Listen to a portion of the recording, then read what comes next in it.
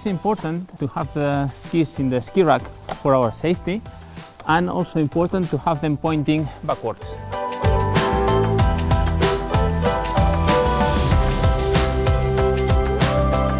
We can carry skis inside, but it's important to have them firmly tightened, because in case of an accident, just at 50 km per hour, they will weigh 150 kilos.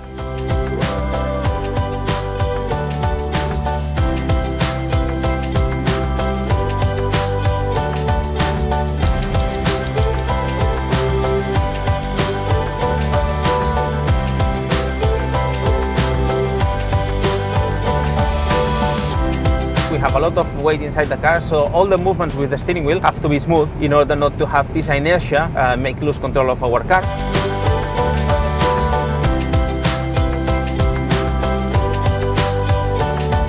Thanks to having all the stuff organized in the boot of our car and the skis in the ski holder, in just 5 minutes we will be able to have a fantastic journey of skis.